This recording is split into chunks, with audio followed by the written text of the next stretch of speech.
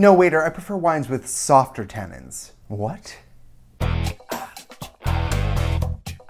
Today's sponsor is the Noble Rot. The Noble Rot is responsible for traveling wine saloons. They go all over the place and create pop-up wine experiences that are aimed at teaching people about wine in a fun, inviting atmosphere. Check them out online at thenoblerot.com. Today is an ongoing series to learn a little bit more about libations. We're going to talk about tannins found inside of red wine. But before we can talk about tannins, you have to be able to identify what a tannin is. So pause this video, go out and buy a bottle of red wine like a Cabernet, and come back and we'll continue. You back? Okay. Now pour and take a sip and look for this dry sensation in your mouth where your mouth just kind of wants to pucker up. It feels a little gritty, maybe even a little furry inside of your mouth and on your tongue.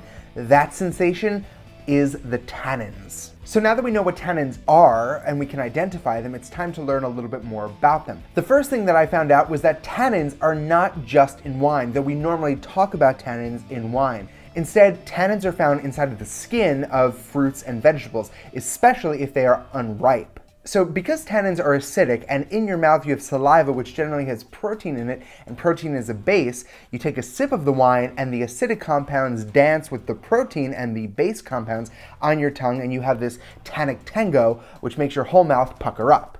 So the question is, why are tannins in wines, and why are they more specifically usually found in red wines? To answer this, we have to consider the fact that tannins are mostly found within the skin of the fruit or veggie, and in this case, it's grapes. When red wine is produced, it's fermented with the grape skins on, which gives the wine its red color, but it also imparts a lot of the tannic properties that are found in the skin of the fruit, which is why red wine generally is more tannic than white. So you may be wondering, why are some red wines really tannic while others aren't? To answer that, we have to look at two major principles. Number one, the idea that not all grapes are created equally. Grapes like the Cabernet Sauvignon and the Syrah grapes are much higher in tannins.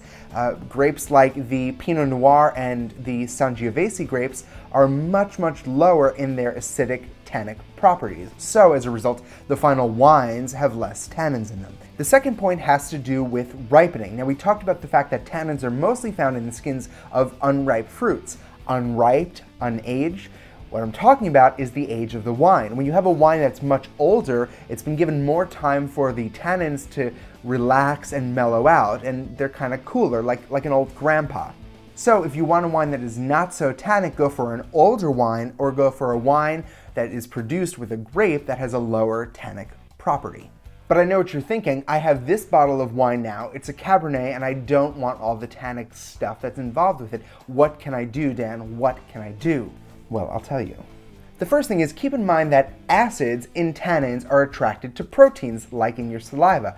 So if you beef up your mouth with beef or other red meats, you're going to find that the tannins are a lot less harsh on your little tongue. And point two goes back to oxygen. Since fruits ripen with oxygen, your wine itself will mellow out when it has more oxygen put in it. You can decant wine or just leave the bottle open for at least an hour before you consume it, and I promise you it'll be a lot more mellow than it would if you drank it straight out of the bottle right after uncorking.